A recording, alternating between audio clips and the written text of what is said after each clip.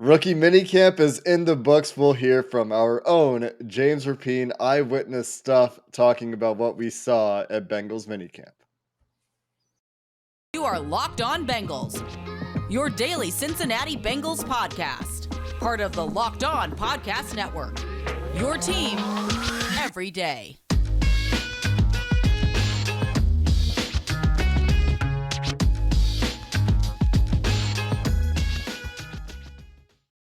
What up, Bengals fans, and welcome to another episode of the Locked On Bengals podcast. I'm your host, Jake Liscow. He's your host, James Rapien. Together, we're the Locked On Bengals podcast, part of the Locked On Podcast Network, your team every day, free and available everywhere you get your podcasts and on YouTube. So hit the follow button, hit the subscribe button if you like the coverage James and I bring you. Will be delivered to your devices first thing when we upload our videos and audio recordings of the podcast every day.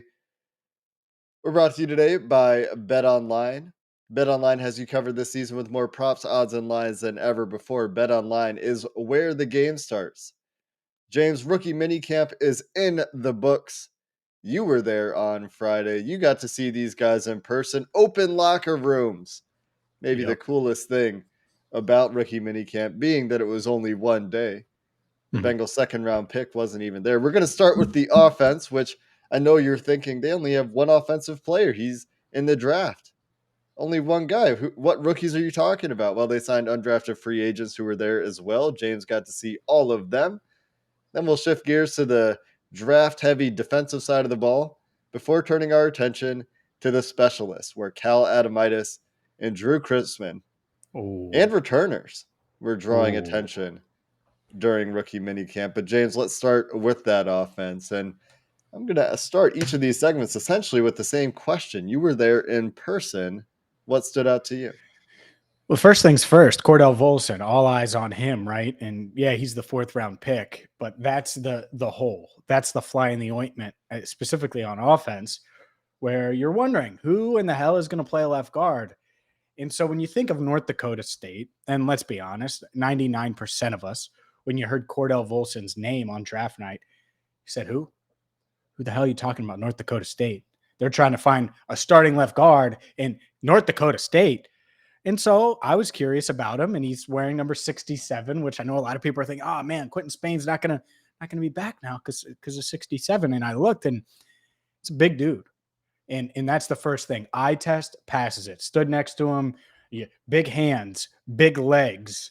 And all these guys have big legs, but I mean like big for an offensive lineman. Like he's not small. It's not like you're like, oh man, his legs are thin, or oh, his hands are his form. No. This dude looks like a starting NFL offensive lineman. And you watch him go through drills, and it's simple stuff with Frank Pollock, because again, it's rookie minicamp, but it's fundamental drills where they're standing, or sitting in their stances for X amount of time. And then they're going through quickness drills and different things like that. And to me, first observation, first eye test, he looks the part. And then talking to him in the locker room afterwards, he feels exactly how you'd want him to from a maturity standpoint. So I get it, North Dakota State. We don't know much about the Bison. 4 national titles in 5 years. But I think people dismiss that because it wasn't on the Division I level. But you look at him, you watch him go through drills, maturity level. He checks all of those boxes.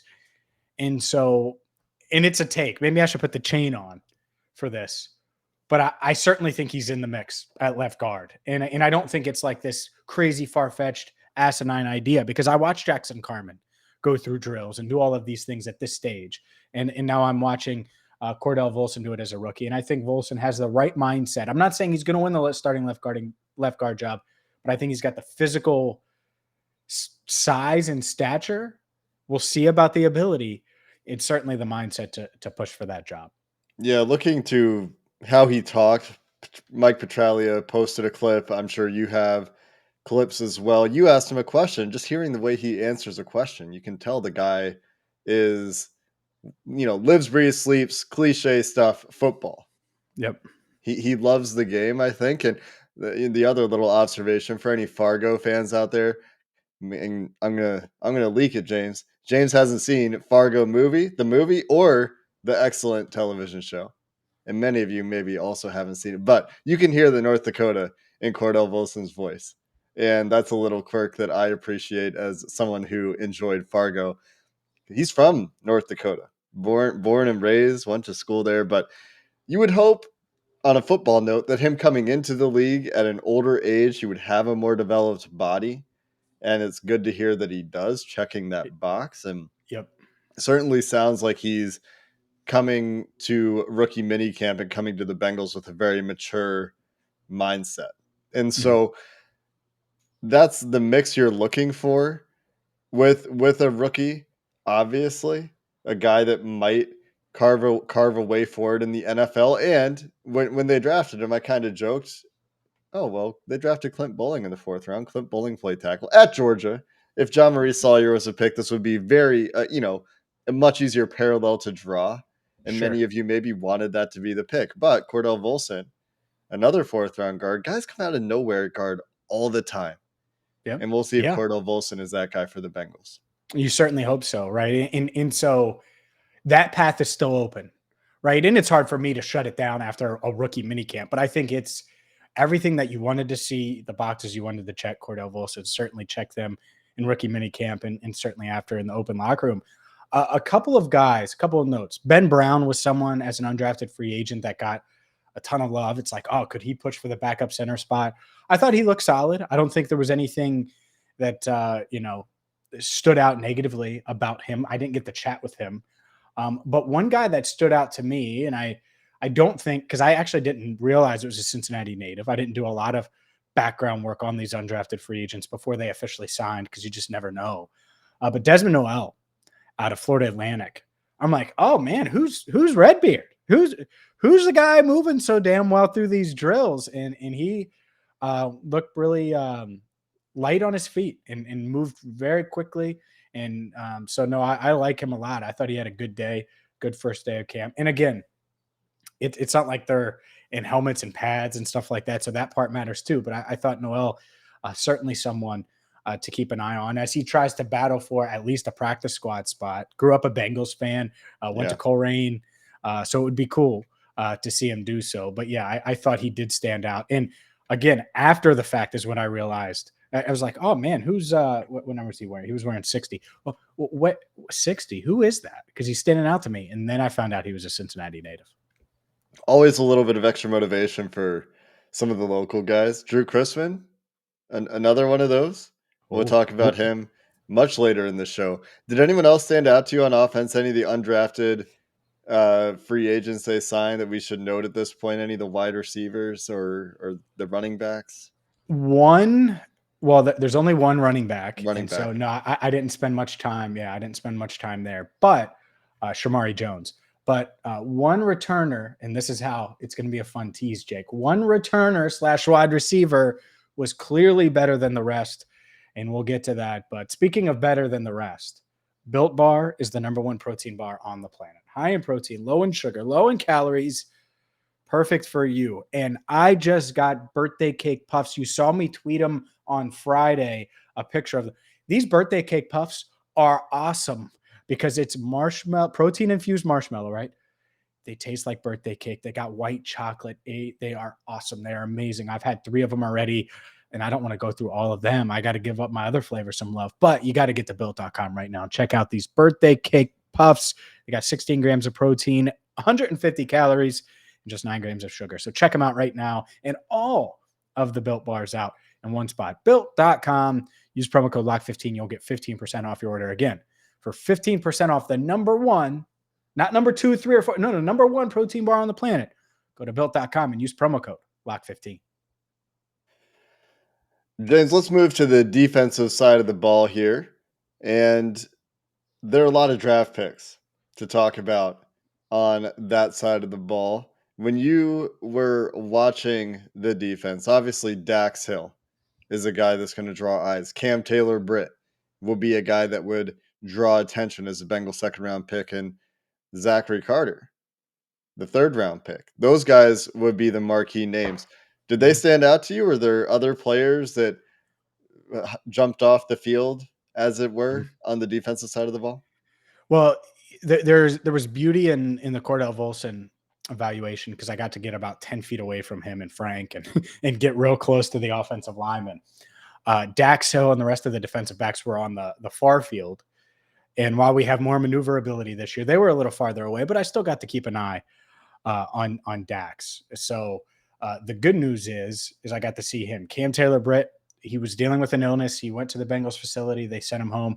We'll see if he's there this week for workouts. Hopefully it's nothing too serious. I was excited to talk about Cam Taylor-Britt because I'm not sure there's anyone more excited to get drafted than him. Juice, as we call him, Jake. But that being said, let's start with Dax Hill, right? Because all eyes on 23. Does he look as advertised? And I thought the footwork, the way he went through these individual drills, and that's all they were, it popped off to me. Looked at extremely quick in and out of his cuts and different things, and his back pedal, and had to jump. Didn't drop any of these potential interception balls, which is good to see.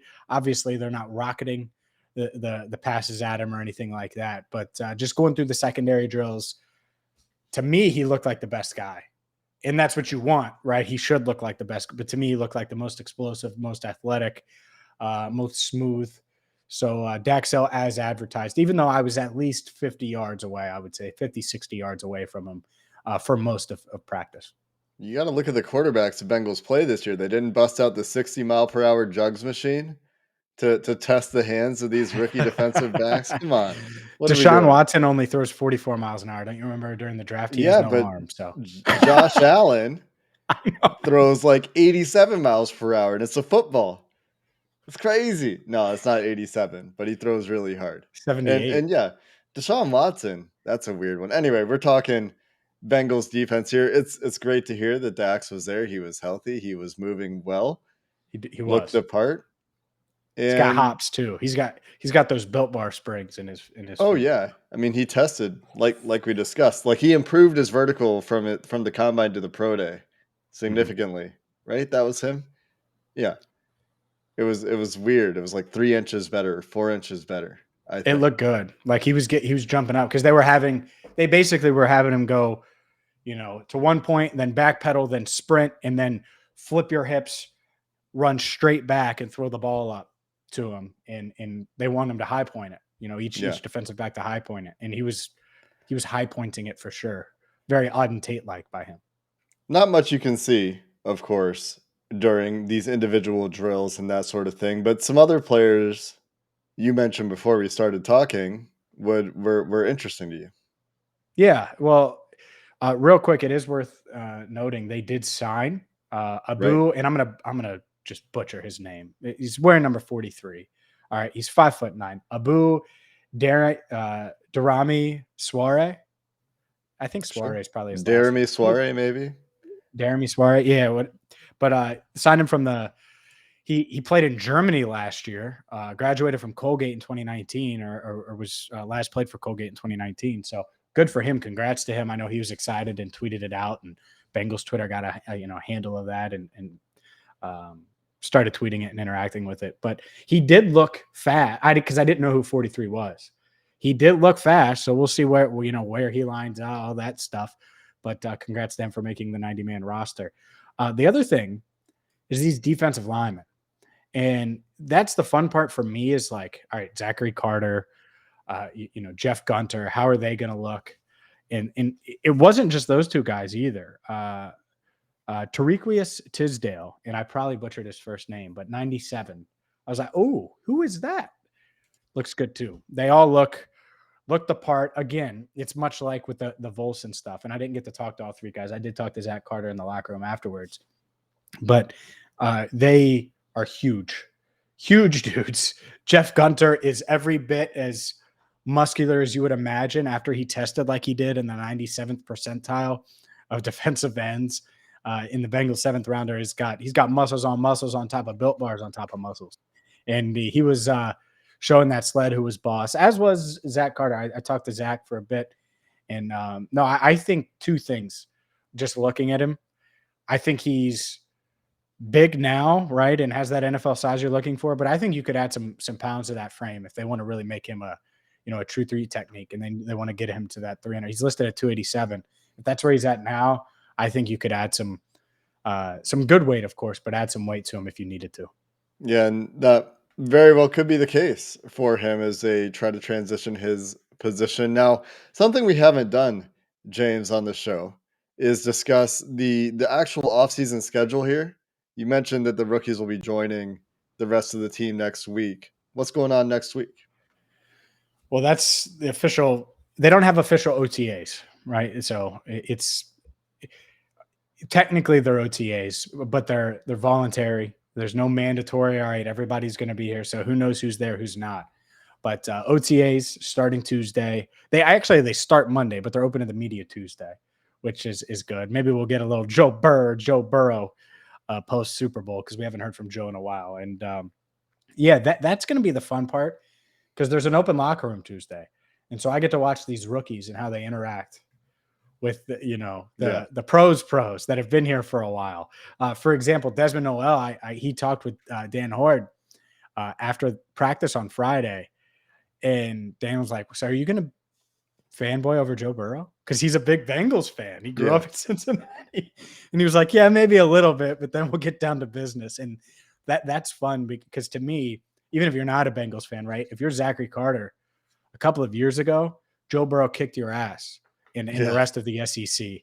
And so you're like, man, that was that dude, huh? And Jamar Chase, same thing. So that part is going to be fun to see that interaction. The Bengals do have official OTAs scheduled in June. So still, I guess, in the voluntary workout portion Yeah, of they're the all offseason. voluntary. Yeah. But OTAs for the Bengals will be June 6 to 7, June 9, and June 14 to 16. So they started late. We talked about this a while ago and continue into June, obviously, before the break between the offseason program and training camp that gets you going. It's already in here. Late July. We're not that far away. Late July. No, I know. Believe me. I know we're not that far away. And I'm like, man, how did the year go so fast? But it did, my friend. Got to book our vacations for between June and July. Where should we go? At Locked On Bengals, tweet it because I need some Iceland. Ideas. You have any desire to go to Iceland? I'm not against it. I'm pretty sure is Iceland the one country that has direct, CVG has these direct flights. It might be Iceland, where it's the most random country ever where you can just go there directly. I think it's CVG. Very maybe big tourist destination, Iceland. Anyway, we got some specialists to talk about before we start talking about our travel plans and totally lose our audience, James. So let's talk about some actually fairly interesting specialist battles to finish the show coming up next. But first, a word from BetOnline, your one-stop shop for all things sports wagering, sports information, all of the betting needs you need. They're going to have you covered at BetOnline. It's awesome. I've used them. You should too. And whether it's the NBA Finals, which are almost here, it's Western Conference Finals almost set as we record this. It's Golden State versus, if I had to guess, the Phoenix Suns. Maybe not. We'll see. Maybe Luka in the Mavs get it done. And then in the Eastern Conference, wild with Bucks and Celtics. And by the time you hear this, you'll probably have the Eastern Conference Finals set. But regardless, you can wager on both the West and the Eastern Conference Finals at BetOnline. You can wager on the Bengals winning the AFC North if you want. Or if you want to wager against them, well, you can, I guess, do that too if you want. In fact, you can. I promise you can. At BetOnline, your one-stop shop for all things betting info. BetOnline, where the game starts. Specialists. I mean, nobody loves the specialists like Cincinnati Bengals fans. Well, because they have the best specialist in the game suddenly in Evan McPherson. Is that a take? I think that's a take. It is a take because Justin Tucker exists. And Evan McPherson could be right in that conversation, absolutely. But Bengals fans love offensive line, I think, and specialists more than most fan bases, which is fun. And so we're going to spend an entire segment here on specialists and returners because this is where some of these wide receivers they signed were trying to make their first impression. But Drue Chrisman, Cal Adamitis, I think, are the headliners to discuss who could unseat some very tenured veterans for the Bengals. How did they look in their first day of rookie minicamp? Of course, Drue Chrisman participated last year, but with his injury was able to do so again this year. Yep. So Drue Chrisman able to come back and for a rookie mini camp. I talked with him briefly, introduced myself. Again, the beauty of the open locker room. And a couple things. One, I think having that extra year to get ready for this competition and be in the locker room and just be around, I think he's much more prepared. And watching him punt, it's no secret Kevin Huber limped into the offseason. And I don't think he was necessarily limping, but my God, it looked like it when he was punting that ball because it was not good in the postseason. And so to me, these two guys got to prove different things because I look at Drue Chrisman. He's tall, 6'3", strong looking. Like he looks like a punter by NFL standards, but you see him at the bar or something, and he's a big dude.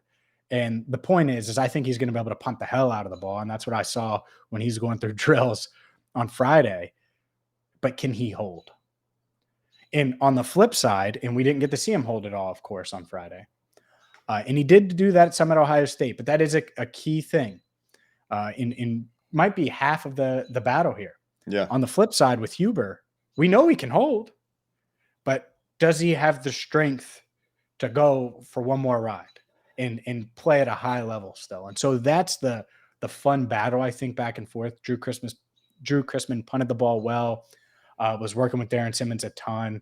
And then he worked with Cal Adamitis. And that's the beauty is if you have a rookie long snapper, second-year kicker, who's technically his first year, I believe, since he was in and out so much. It's one of those things that you can have those guys working together. And Adamitis, his snaps, they were on target, that fielded properly, and all of those things by Chrisman. Obviously, he didn't do any field goal snaps, which is a big part of it that we didn't see. But as far as the punts, it was good. That being said, I think there's a big difference that I noticed pretty quickly. Clark Harris is just bigger than Cal Adamitis. He's taller. He looks longer, stronger, all of these things. And so when you have this savvy vet who's seen all the different protections and blitzes and rushes and all these different things that you have to go through as a long snapper and understand, I think Cal Adamitis is facing an uphill climb to a degree. Whereas with a guy like Drue Chrisman, it might be a little uphill because of the holding, but you just look at him and he seems like he's going to be the stronger punter. And so we'll see if he can refine his skills enough for the Bengals to go with the young guy. So it's going to be really interesting to see these two battles because they are important and they are against veterans that have proven themselves year after year after year for the Bengals. And specifically Huber tailed off at the end of last year. Clark Harris, I didn't notice any drop off. So it's going to be quite an interesting camp, really, which is weird to say when you're talking about long snapper and punter. But those are two battles I think we're going to be monitoring well into August. Gonna have to get the radar gun out for the long snaps. Go borrow one from one of the baseball guys. See if somebody can bring you a radar gun. Fun fact: despite being smaller and lighter, Cal Adamitis is denser by the very basic BMI measurement, using his combine weigh-in numbers at 6'2", over 235, versus 6'5", 250, which is roughly where Clark Harris is listed. Yeah. So there's a little fun fact for you that doesn't necessarily, I mean, obviously bigger matters, but denser at least by the numbers. And I do think that it's a legit competition. All right. I don't want people I don't think that they're there just to be there. And the other guy, as far as the return game goes, that stood out to me. And there was a lot of guys that were returning and getting their name in there. But it's a guy who donned a number that people were upset about Trent Taylor wearing last year during rookie minicamp. Kwame Lassiter II wore number 18. Not as much issue with it, I don't think, this year. Another year removed from A.J. Green. Stood out to me, no doubt about it. I think he was the receiver that had the best acceleration, looked the most explosive. Again, individual drills, but you can watch him running on air. Who looks the best? It wasn't perfect. To me, it was the most natural punt returner, the way he fielded the ball. So to me, if there is a guy that's going to threaten Trent Taylor, it's going to be someone like Kwame Lassiter II. And I don't even know if I want to go that far, but I think he'll potentially be in the mix at least early in camp. NFL bloodlines. His dad was an undrafted free agent who played for 10 years. That's the tie-in. Yeah, so that's the thing. And, Javon Highlight, I know a lot of people were high on him, right? And he was fine. But part of that, especially with guys like that don't test well, basically what you're doing when you're running on air, it's the football test. Yeah, I might not be timing you, but who stands out eyes-wise? He may be the best route runner in the world and dominate in camp. And, it remains to be seen. But he didn't necessarily pop off the page and pop off the grass when we were out there. And Kwame Lassiter, what he does have athletically, just to go back to Lassiter for a second, is the short area speed. Doesn't necessarily have the long speed, ran a 4.5, but had really good splits. And there's a feature of him up on the Athletic, going back and talking about his dad and stuff. But that'll be a fun storyline, I think, to track in camp. And Javon Highlight, to be fair to him, was a guy that Nate Tice, who we've talked about a few times, was extremely high on. So it's just super one day. Productive. Yeah, just one day no doubt. of rookie camp. And so we'll learn a lot more about these guys over the next month or so, but nice to get the first impressions. Yeah, it's like you watch a TV show for 5 minutes and you're like, oh, I'm in or out. Well, some people would watch The Office and say they're out. Well, they were clearly wrong because it's a great sitcom, right? But that's the point. So I don't mean to be mean to Javon Highlight or any of these guys. I'm not saying that. So please don't tag them in tweets or silly stuff. Or if you're related to one of these guys, it is not personal. It was just the hour that I was on the practice field, the observations I had. Don't tag players unless you're being friendly and amicable and doing normal human things. That's my disclaimer for the day. I'm off the soapbox, James. The Bengals back to work next week. You'll be back at Paul Brown Stadium on Tuesday. We'll have plenty of content coming up related to these rookies and players doing their off-season work. Any other closing thoughts on rookie minicamp? No, not really. I'm glad that you said that. Don't tag players. I'm excited to continue to build relationships with these guys in the locker room. I think it's going to impact the podcast, impact coverage in a really, really positive way. So that is probably the most exciting development out of all of this for sure. Absolutely. We also have the Bengals schedule, which I know we reacted to, but we have not played the schedule game quite yet. Can't wait. Schedule game, baby. I can't. That's up my alley, baby. I can't wait to play the schedule game. Before we start talking about our summer vacations, we will play the schedule game. That's the promise that we can make to you today here as we close this episode of Locked On Bengals. We'll be back tomorrow as always. Until next time, Bengals fans, hoo day and have a good one.